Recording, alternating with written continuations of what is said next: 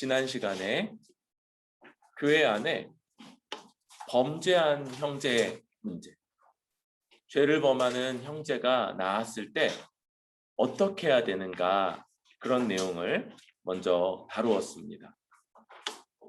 교회 안에서 우리가 경계해야 되는 것, 교회가 여러 가지 외부적인 고난이 있고 환난이 있고 또 내부적인 문제들이 있을지라도 그런 것들이 교회를 무너뜨리거나 약화시킬 수 없다고 말씀드렸어요. 교회를 약화시키는 것, 교회를 무너뜨리는 것은 용인된 죄다. 그래서 다루어지지 않고 그냥 묵인된 죄가 교회를 약화시키고 교회를 무너뜨리게 하기에 우리 모든 사람들이 그런 죄를 범한 형제를 봤을 때 찾아가서 그에게 회개를 요청하고 온유한 마음으로 그가 다시 돌이킬 것을 권고하는 것, 이것이 필요하고 마땅히 있어야 되고, 오직 이런 관계 속에서 우리가 안전하고 교회가 임한 하나님 나라의 공동체로서의 그 초월성, 초월적인 면모가 유지될 수 있다. 이 세대에 많은 교회들이 세상을 따라가려고 그랬다고 그랬어요. 이 세상의 면모들을 따라가면서 그것들을 많이 교회 안으로 도입하려고 그랬고 문턱을 낮춘다, 그렇게 한다고 그랬죠. 그리고 이 세대, 우리가 살아가는 이 세대에서 최고의 가치 중에 하나는 관용이에요. 관용. 괜찮다, 다 괜찮다, 다르지만 괜찮다, 약간 틀렸지만 괜찮다, 이런 관용, 나와 다른 사람들을 용인하는 것.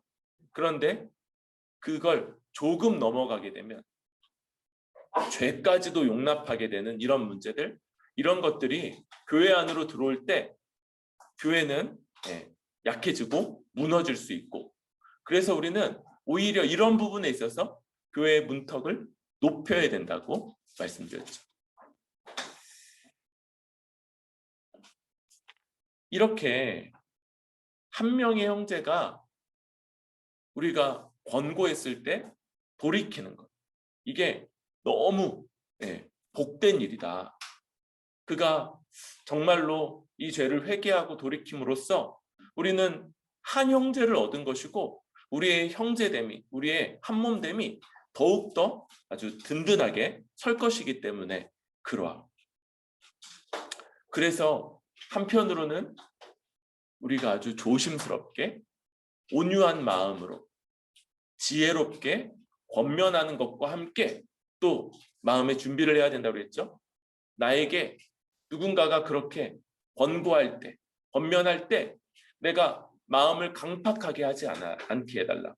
마음으로, 그래서 회개의 요청을 받아들이지 않고 거절하고 그렇게 하지 않도록 주께서 은혜 주시도록 우리가 기도해야 된다. 이런 얘기들을 나누었습니다. 그런데 한 명으로 갔을 때 듣지 않는 경우가 생기고요. 그러면 어떻게 해야 됩니까? 이제서부터는 이제 한 명 혹은 딱 두 명만, 한 명이 더 좋겠죠. 또 만약에 그러지 않다면 딱 두 명까지만 더 데리고 가서 그에게 한 번 더 개인적으로 요청하는, 여기까지는 개인적이라고 할 수 있어요. 개인적으로 회개를 요청하고 돌이키도록 하는 이런 과정이 그 다음에 뒤따라야 합니다. 거기서 돌이키게 된다고 해도 앞에서 얘기한 것과 똑같이 아주 감사한 일이 될 거고 형제를 얻는 일이 될 것이며 교회 공동체성, 한몸됨이 더 공교해지는 결과를 낳게 되는 아주 기쁘고 행복한 일이 될 거예요. 그런데 문제는 듣지 않을 때, 그가 회개하기를 거부했을 때 벌어지게 됩니다. 그리고 이런 상황, 교회 안에서 죄를 범하는 형제의 문제가 분명히 벌어지게 된다. 이 얘기를 드린 것과 마찬가지로 그렇게 개인적인 권고를 거부하고 회개하지 않는 일, 그래서 공적으로 이 일을 다루어야 되는 그런 일들이 또한 교회 안에 분명히 있다는 것을 우리는 알아야 되고, 그건 역시도 우리가 잘 준비하고 있어야 되겠다 생각이 듭니다. 우리 범죄한 형제가 회개의 요청을 듣지 않을 때 먼저 개인적으로 가고, 그리고 두 번째로 딱 한 명이나 딱 두 명이나 이렇게만 데리고 가서 권고했을 때에도 듣지 않았을 때, 이제 오늘 우리 읽은 말씀 16절, 한두 사람을 데리고 가서 두세 증인의 입으로 말마다 확증하게 하라. 17절, 만일 그들의 말도 듣지 않거든 교회에 말하고. 이제 이 교회의 말에서 공적인 절차를 밟아가는 이 문제가 교회에 벌어지게 되는 것이죠. 그때 그렇게 가서 권면했던 한두 사람은 이제는 그 사람의 범죄 사실에 대한 증인으로서 역할을 하게 됩니다. 여러분, 교회에서는 2명이나 3명의 증인, 같은 사실에 대한 증인이 있지 않으면 그걸 밟지 않는다고 그랬어요. 그래서 이 범죄한 형제에게 가서 권면한 그 2명 혹은 3명이 이제는 증인이 돼서 공적 절차에 들어가게 됩니다. 그런데 여러분, 이렇게 한 형제를 놓고 교회가 징계하는 절차를 밟아가는 것 자체가 교회에게 큰 아픔이고 고통이고 슬픔이고, 우리 가운데 우리와 함께 생활했던 지체, 우리와 함께 한 몸이요 같은 말씀을 듣고 같은 식사 교제를 하며 또 성찬을 함께 나눴던 지체가 죄에 빠져 그 마음이 강팍해져서 회개의 권면을 듣지 않는다는 것, 이게 그냥 남 일이 아니라 아주 슬프고 안타깝고 또한 두려운 일인 것이죠. 그래서 이런 일들이 벌어지기 시작할 때 교회는 많이 같이 금식하는 일들을 하게 됩니다. 금식하고 그러면서 이것이 주 앞에서 함께 회개하고 함께 애통해하면서 이런 일들을 밟아가게 되는 그런 문제인 것이지요. 이 일, 이제 불행하게도 교회 안에 그런 일들이 반드시 있다라고 제가 말씀을 드려야 돼요. 반드시 벌어집니다. 반드시. 또 우리 주변에 이런 일들이 벌어지는 것들을 볼 때도 그게 얼마나 아프고 괴롭고 교회 전체가 힘들어하는 그런 일인지를 볼 수 있어요.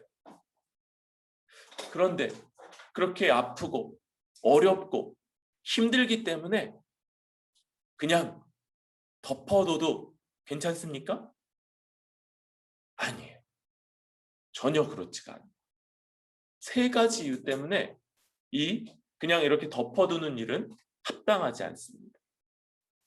먼저는 그 죄에 범한 지체의 영혼을 위해서 이것이 필요한 거예요. 죄에 범한 지체를 사랑하기 때문에 그 지체가 그냥 우리가 묵인해버리고 그냥 내버려 둔다면 그 죄로 말미암아 망가지고 그 죄로 인해서 무너질 것이기 때문에 그 지체를 우리는 아끼고 사랑하는 마음으로 이 일을 감당하는 것입니다. 바울은 다른 성경에서 이렇게 쓰기도 했어요. 그의 육신은 사탄에게 내어주고 그의 영혼은 주 예수의 날에 구원을 받게 하려 함이라. 그가 정말로 주 예수 그리스도의 은혜로 구원받기를 바란다면 교회는 이 아프고 어렵고 힘든 절차를 행해 가야 되는 것이죠. 두 번째로는 이미 말한 바와 같이 온 교회를 위해서 이 일이 필요합니다. 여러분, 성경에서 죄를 누룩이라는 걸로 많이 비유를 하죠. 누룩은 우리 지금식으로는 이스트예요. 그래서 빵 반죽이 부드러워질 수 있도록 넣는 가루고, 이게 빵 반죽을 발효시켜서 부드럽게 만드는 거죠. 그런데 특징이 뭡니까? 그냥 조금 한 부분에 넣으면 곧 온 덩어리 전체로, 반죽 전체로 다 퍼지는 그런 특징이 바로 이 누룩, 이스트의 특징인 거예요. 조금만 넣는데도 곧 온 덩어리가 다 발효되는 그런 특징이 있는 거죠.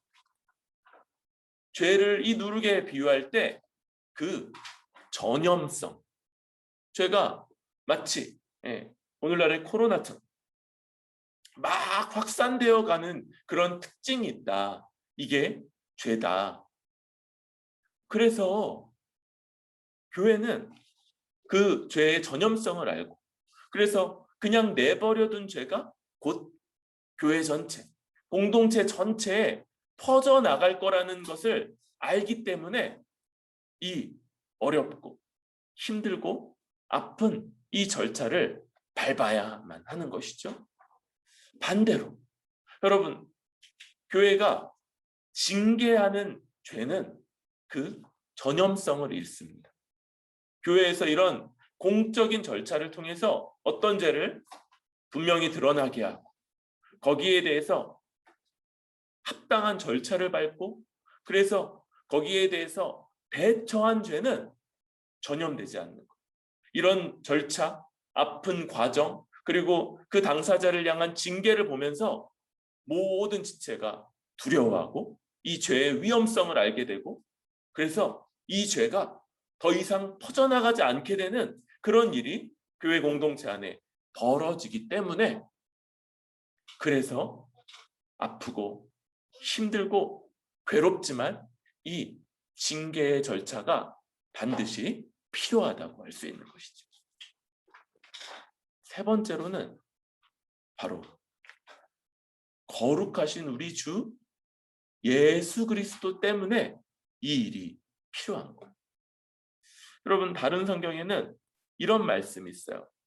로마서인데, 기록된 바와 같이 너희 하나님의 이름이 너희로 인하여 이방인 중에 모독을 받는도다. 여러분, 우리는요 그리스도인, 그런데 그리스도인, 크리스찬이라고 불리죠. 그런데 그리스도, 크리스찬, 크라이스트, 이게 뭐예요? 이게 그쵸, 구세주 예수님이잖아요. 예수님이 우리에게 예수님의 이름을 두시고 계신 거예요. 그리고 우리에게 벌어지는 문제들, 우리에게 있는 윤리적, 도덕적 범죄의 문제가 벌어질 때 우리에게 있는 바로 예수님의 이름이 모독을 당하게 되는 거예요. 여러분, 교회는 이 윤리적 기준, 이걸 잘 지켜가야 합니다. 바로 우리에게 우리 주 예수 그리스도의 이름이 있기 때문이고, 우리 주 예수 그리스도가 바로 우리의 모습, 우리가 어떠한가로 인해서 그가 어떨 때는 칭송을 받고요, 초대교회의 모습과 같을 때 우리가 바라는 바죠. 그런데 우리가 그러지 않을 때 주의 이름이 모독을 당하는 그런 일들이 벌어지기에 우리는 아주 조심해서 우리 자신 안에 이 윤리적인 기준들을 지켜가고, 또 특별히 범죄한 자가 나왔을 때 징계의 절차를 밟아가야 되는 거다. 이렇게 말할 수 있습니다. 바로 이 세 가지 이유가 이토록 어렵고 슬프고 아픔에도 불구하고 범죄한 자를 그냥 내버려 두거나 쉬쉬하거나 모른 채 할 수 없이 교회가 공적인 절차를 밟아서 징계해야 되는 이유라고 할 수 있는 거죠.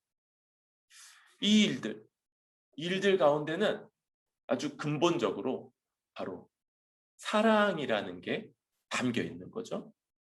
먼저는 그 죄 범한 사람을 향한 사랑이죠. 진실한 사랑. 그냥 내버려 두지 않고 때로는 부모가 자식에게 사랑의 매를 드는 것과 같이 징계하면서 사랑하는 방식. 또 한몸된 공동체를 향한 사랑이 이 징계 절차의 내부에 있는 것이죠. 내버려둔 죄가 공동체를 망칠 것을 알기에 사랑하는 공동체를 아끼고자 이 일을 감당하는 것이고, 무엇보다 바로 우리 주님, 우리의 머리이시고 우리를 위해 자기 생명을 내주신 주님을 향한 사랑 때문에 이 일을 지켜가며 교회의 거룩성을 지켜가는 것이다 라고 할 수 있습니다. 세상은 관용이 사랑이라고 말해요. 그런데 실상 관용은 많은 경우에 무관심이고 방관인 경우가 너무 많아요. 그냥 내버려 두는 것, 지가 알아서 하겠지 뭐. 그거 아니에요.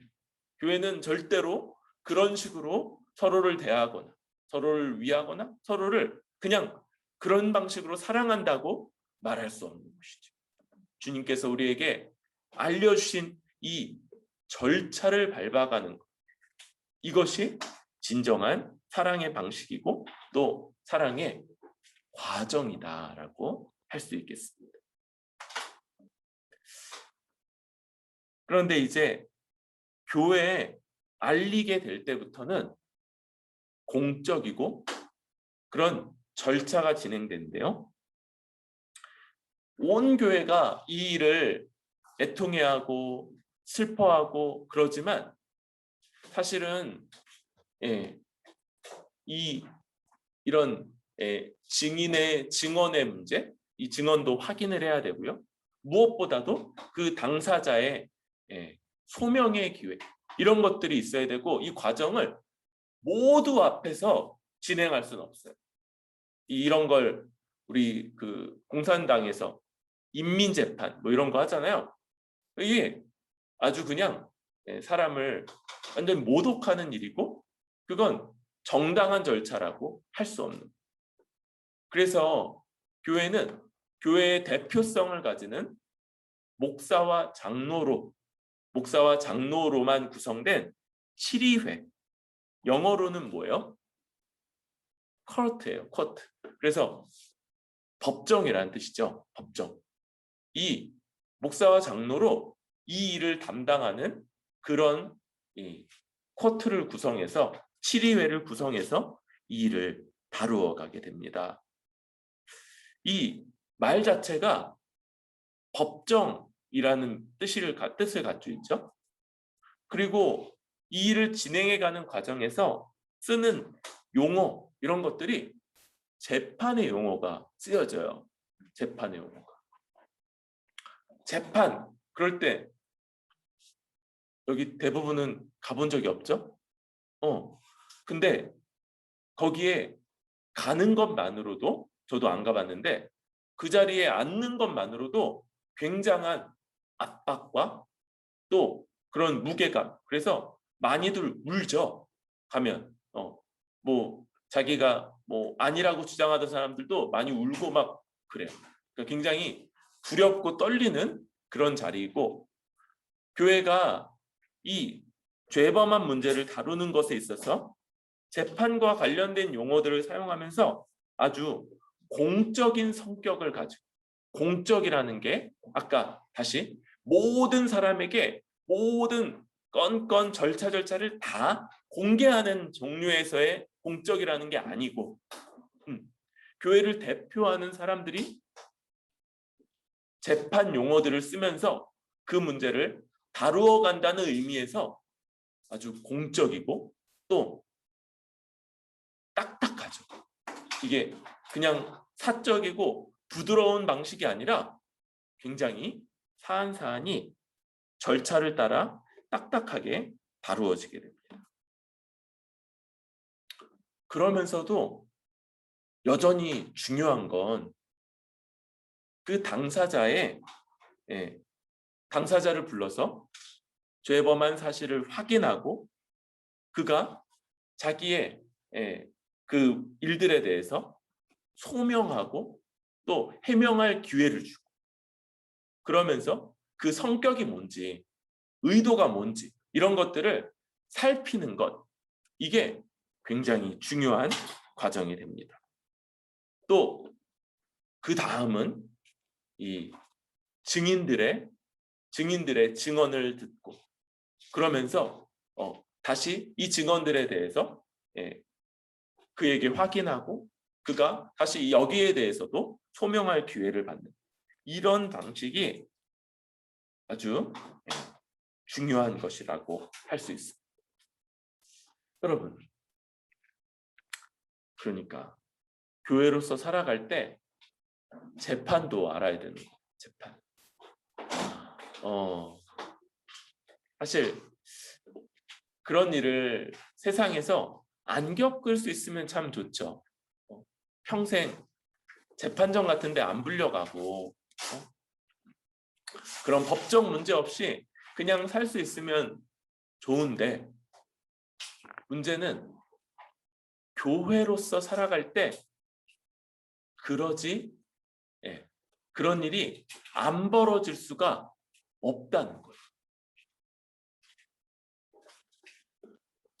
우리는 이런 절차에 대해서도 더 이해해야 되고 우리 이 절차의 중요성에 대해서도 다시 기억을 해야 되죠.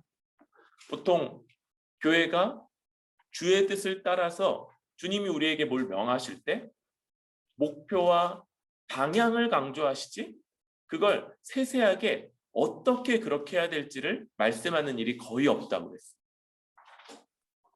놀랍게도 그런데 이 사안에 대해서만은 주님이 하나하나 그 절차 하나하나를 아주 비교적 세밀하게까지 그렇게 명령하시고 그러면서 이런 절차를 밟아가는 것이 특별히 죄 문제를 다루는 데 있어서는 아주 중요하다.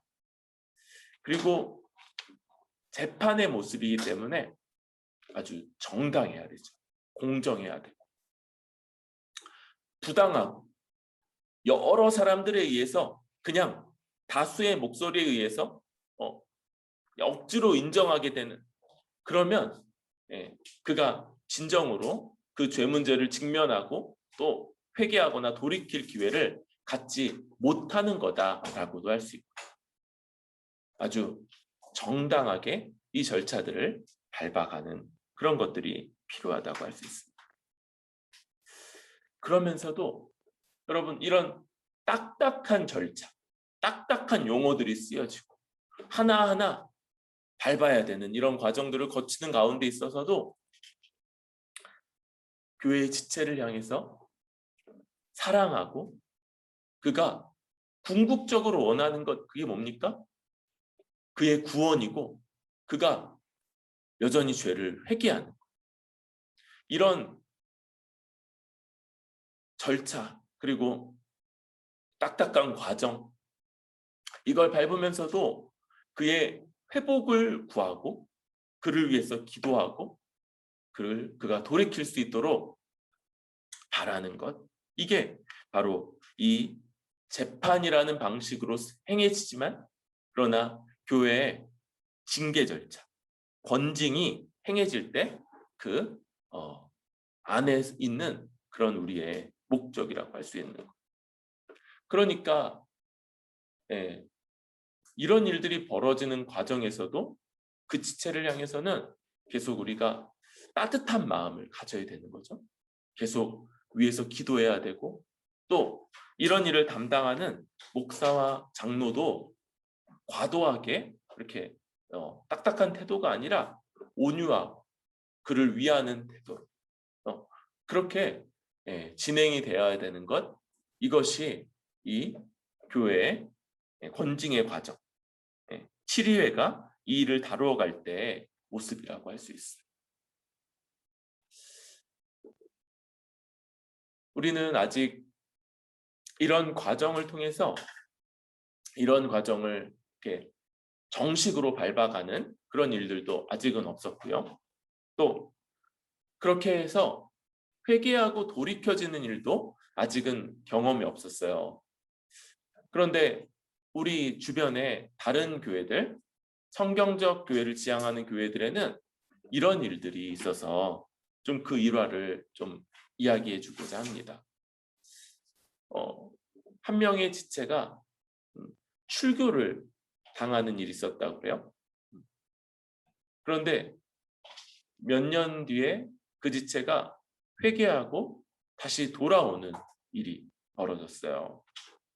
그런데 어째서 그랬는가 보니까 그가 정말로 출교를 당하고 자신이 그 상태로는 지옥에 갈 것 같은 이 두려움, 이것을 실제로 느꼈고, 그래서 다시 이 교회 안에서 용서받고 다시 돌이켜질 수 있기를 소망하면서 돌아오게 되는 일이 있었다고 해요.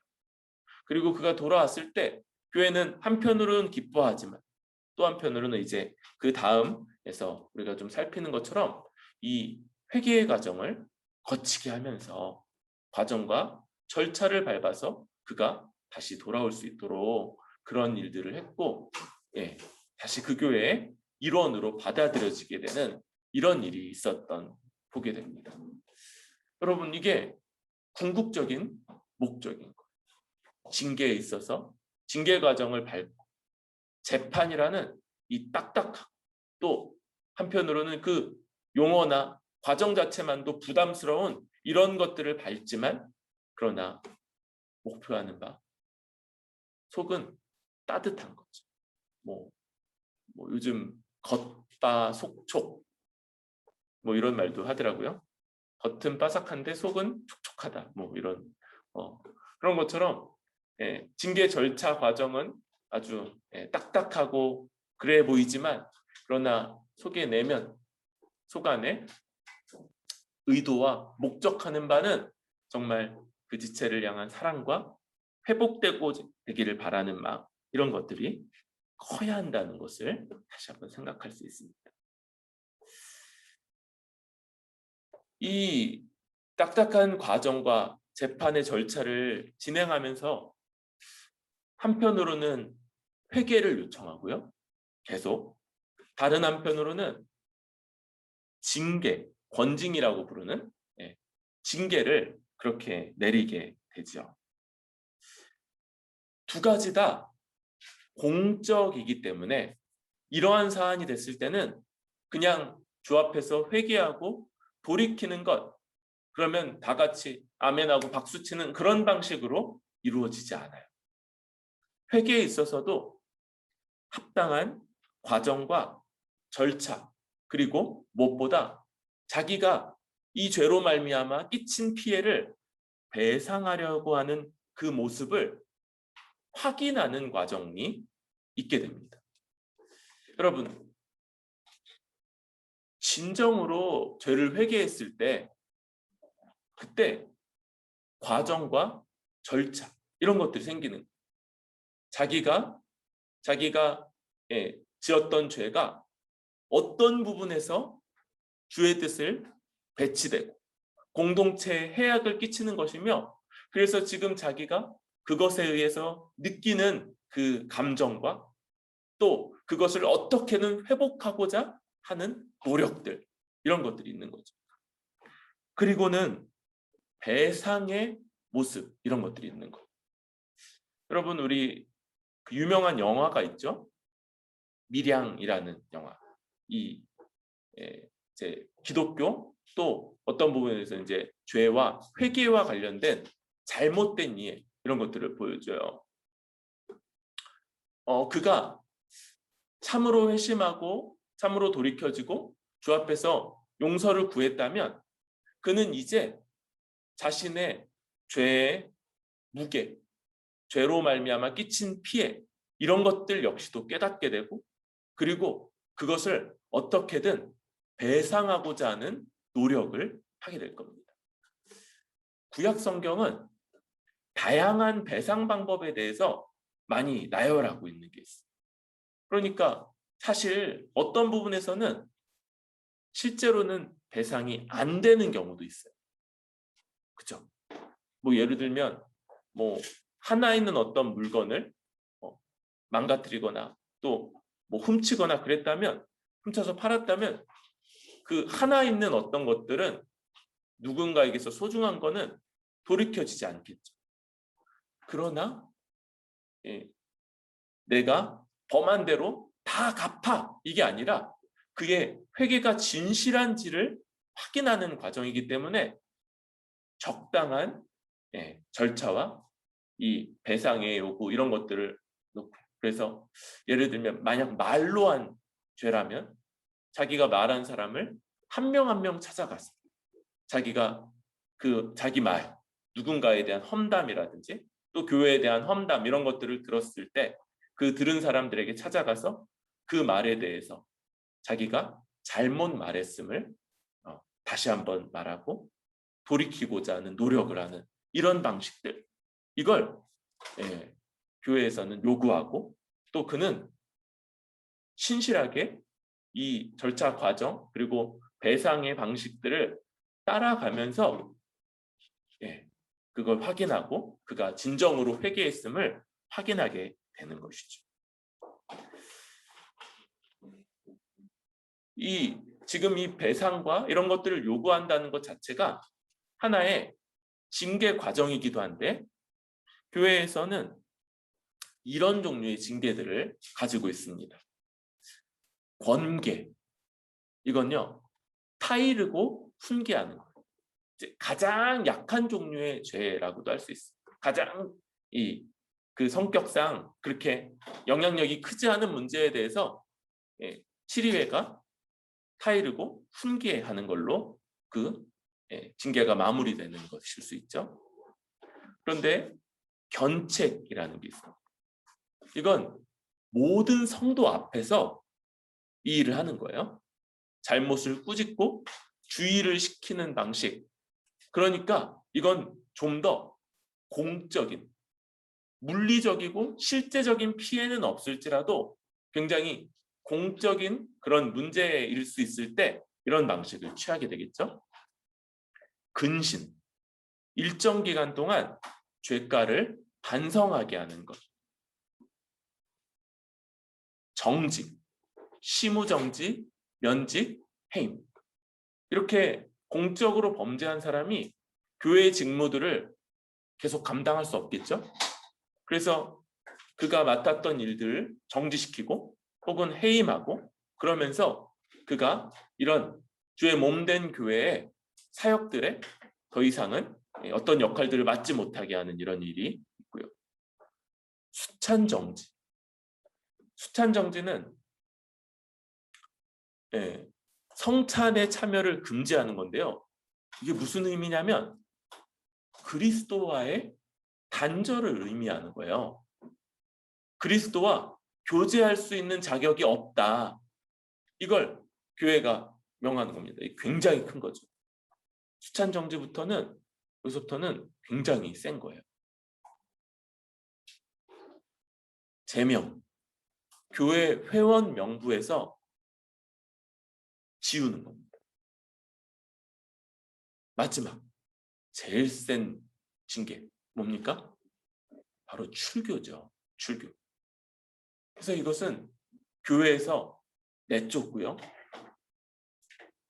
그에게 주어졌던 세례가 취소되며 공적으로 그의 죄 그리고 그것에 대한 처리 과정 이런 것들을 알리고 교제의 중단을 요청하고 그러니까 성도들이 사적으로 그와 이야기하는 것, 뭐 관계를 맺는 것 이런 것들이 다 금지되게 되는 이 가장 교회 최고의 징계, 출교까지 이런 다양한 방식들로 교회는 이 7위회는 한 사람에게 한 사람의 범죄를 다루고 이런 문제들을 그냥 넘기지 않고 또 이런 것들을 치르게 하면서 이런 시간을 들이고 또 이런 과정을 거치게 하면서 그가 진정으로 회개할 수 있도록 돕고 또 교회 전체에는 이런 방식으로 죄 문제가 더 이상 영향력을 갖지 못하도록 그렇게 주의하는 그런 일들을 하게 하는 것이죠. 그럴 때 여러분 특별히 제일 센 출교. 여러분 출교는 오늘 본문에 그 권위까지도 주어져 있죠. 우리 17절, 18절 읽어볼까요? 시작. 만일 그들의 말도 듣지 않거든 교회의 말하고 교회의 말도 듣지 않거든 이방인과 세리와 같이 여기라.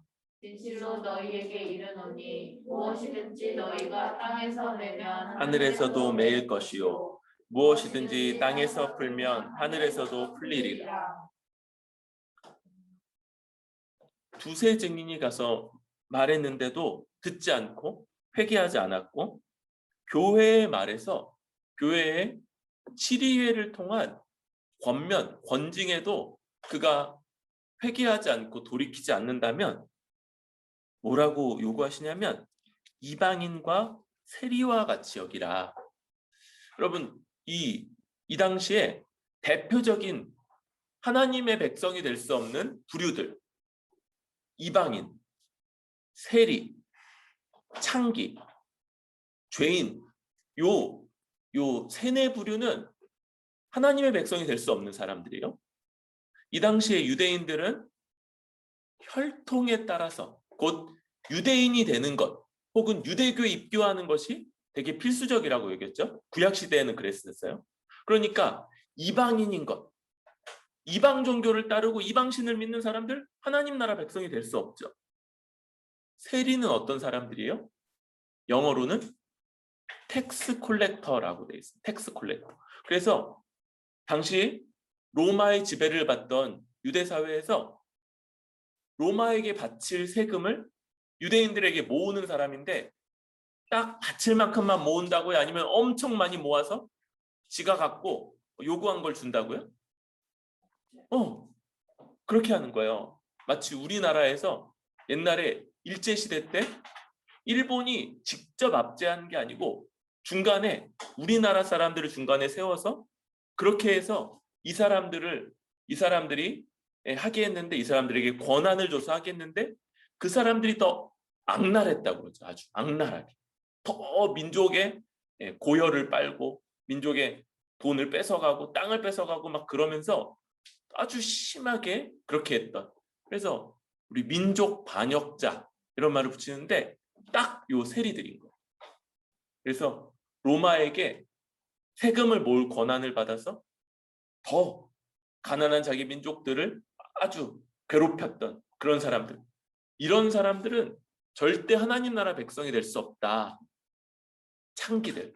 사람들은 이제 자기 아주 나쁜 일들을 하고 그러는 여성들이었고요.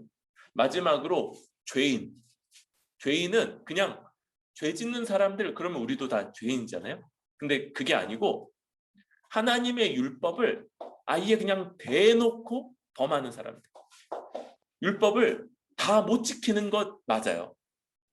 근데 지키려고 애쓰고 그래야 되는데 그런 것들 아무 상관도 안 하고 대놓고 안 지키는 사람들을 죄인이라고 불렀는데 그 부류들은 절대로 하나님 나라 백성이 될 수 없는데 만약에 교회의 7위의 말을 듣지 않으면 그런 사람으로 여겨라 라는 거. 여기까지가 주의 명령인 거죠. 주의 명령. 그러면서 그 권위가 뒤따르죠. 땅에서 매면 하늘에서도 매이고 땅에서 풀면 하늘에서도 풀린다. 여러분, 땅과 하늘, 그럴 때 이 하늘은 그냥 비행기 날아다니는 그 하늘이 아니죠. 이런 물리적인 하늘이 아니고 땅은 우리가 살아가고 있는 여기의 일이고 하늘은 하나님 앞에서의 일인 거예요. 하나님 앞에서. 땅에서. 그러니까 교회는 이렇게 사람들이 모여서 재판을 하고 회의를 하고 어떤 일들을 결정하게 되죠. 그런데 그 결정이 주의 말씀을 따라 합당한 절차와 합당한 과정 그리고 합당한 목적으로 행해졌다면 교회가 행한 그런 일들은 하늘의 결정이 된다. 곧 하나님의 결정이 돼. 근데 여기 맨다, 푼다 이런 것들은 아주 결정적인 일을 하는 거죠. 여기 매는 것 혹은 문을 잠그는 것 이것은 하나님 나라의 문이라고 할 수 있는 거예요. 교회가 출교를 결정하고 그가 끝까지 회개하지 않는다면 교회가 이 땅에서 세례를 취소하고 교제를 금지한 것 이것은 하늘의 결정이 돼서 하나님 나라 문이 닫히는 거라고 했어요. 우리는 그럴 때 이런 일들을 주변에서 보는데 그냥 에이 여기만 교회야? 그리고 딴 교회 가버리잖아요. 여러분 하늘 문이 닫혀버려요. 그가 거기서 아무리 예배 드리는 거기 예배 드리는 자리에 앉아 있고 그 교회에 그 교회는 잘 모르고 그를 받아줄 수도 있죠. 그 교회에서 그냥 잘 사는 것 같은데 아닌 거예요. 구원받지 못한. 반대로 교회가 이런 절차를 잘 밟아서 그가 그 과정에서 회개하고 혹은 그렇게 교회의 출교 속에서 고통과 아픔을 겪다가 회개하게 될 때 교회가 그 회개가 진정한지를 절차와 과정을 묻고 또 배상의 노력들을 확인하면서 그를 다시 받아들였을 때 그때 바로 땅에서 푸는 것이고 땅에서 문을 여는 거고 하늘에서도 문이 열려서 그가 다시 하나님 나라 백성으로 받아들여지게 되는 일이 벌어진다. 이렇게 말하는 것이죠. 여러분,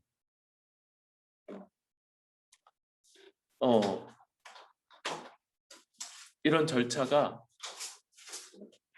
교회 안에서 반드시 벌어지게 된다고 했어요. 우리 종교개혁의 선배님들이 참된 교회이기 위해서 세 가지가 반드시 있어야 된다고 얘기했는데 세 가지가 뭐냐면 첫 번째로 말씀의 바른 선포죠. 말씀이 성경대로 예수님의 뜻대로 가르쳐지는 교회만이 진짜 교회다. 그냥 간판에 무슨 교회 달았다고 교회가 아니라 주의 뜻을 따라 말씀이 바르게 가르쳐지는 곳만이 교회다. 두 번째, 성례가 정당하게 시행이 돼야 된다고 했습니다. 성례는 세례하고 성찬이죠. 특별히 세례. 왜냐하면 성찬은 세례 받은 사람들만 하게 되기 때문에 세례가 아주 중요한데 아무나 세례를 주지 않고 또 세례 과정에서 정말 예수 그리스도를 믿는지 정말 하나님의 역사로 거듭났는지를 확인하고 그 주는 이 세례의 시행. 그래야지만 진짜 교회다. 마지막이 뭐예요? 이 권징이 합당하게 이루어지는지. 왜냐하면 그렇게 세례를 확인하고 줘도 한편으로는 우리가 하나님이 아니고 인간인지라 완전히 그가 거듭났는지 100% 확인할 수 없고 또 그 세례 때는 그렇게 고백을 했을지라도 심각하게 죄에 넘어지는 일이 벌어질 수 있기 때문에 권징이 있어야지만 진짜 교회다. 이렇게 이야기를 했던 거예요. 그만큼이나 참된 교회요. 또 성경적 교회이기 위해서 이 권징, 죄 지은 자를 성경의 말씀을 따라 재판하고 그리고 그에게 합당한 징계를 내리고 그럼으로써 결국 그가 회개할 수 있도록 어떻게든 돕는 이런 일들이 반드시 있을 때 우리는 주님의 뜻을 따르고 주의 뜻을 높이는 그런 교회다라고 할 수 있는 거죠. 여러분, 우리가 지난 시간에 두 가지를 결단을 했어요. 뭐였냐면 하나는 내가 내 지체가 범죄할 때 그냥 내버려 두지 않고 가서 조심스럽게 권면하겠다는 것. 또 한 가지는 누군가가 나에게 그렇게 할 때에도 내가 내 마음을 강팍하게 하지 않고 그가 정말로 나를 사랑하는구나, 나를 위해서 어렵지만 그렇게 하는구나 라는 걸 받아서 내가 그걸 받아들이겠다고 우리가 그걸 결단을 했어. 우리 오늘 또 결단을 해야 됩니다. 우리가 교회로서 이런 일들이 벌어졌고 또 내가 그 일을 직접 목격하거나 혹은 증인이 되거나 혹은 그 일의 피해자가 아닐지라도 교회 안에서 벌어지는 이런 문제에 대해서 우리가 애통해야 하고 그 일을 온 교회의 일로 그리고 나의 일로 받아서 슬퍼하고 그 일에 교회적인 결정에 함께 참여하는 그런 사람이 되겠노라고 우리 결단을 합시다. 또 그리고 이 일이 7위회를 통해서 벌어지게 되는 그때 우리 그 일들에 대해서 그냥 뒤에서 아무렇게나 막 말하지 않고 가십거리 삼아서 그렇게 그 사람의 명예를 아주 현저하게 깎아버리고 또 회개했을 때 그가 다시 돌이키지 못하는 그런 일들이 벌어지지 않도록 보호하고 그럼에도 이 일이 이 딱딱하고 힘든 절차가 진정으로 교회를 위하는 것이고 교회에게 필요하고 또 성경적 교회이기 위해서 주의 명예를 위해서 반드시 필요한다는 것을 알아서 이런 일들이 벌어질 때 어색해하거나 아우 왜 그런 일들을 하지? 이렇게 생각하지 않고 반드시 필요한 일이 벌어지는구나 라고 여기면서 이 일을 위해서 적극적으로 반응하고 또 기도할 것을 우리가 한 번 더 결단해야 될 것 같습니다. 여러분, 우리도 다른 어떤 교회에 정말 권징이 교회에 유익하다. 정말 그 권징을 통해서 한 영혼이 살아날 수 있다는 것.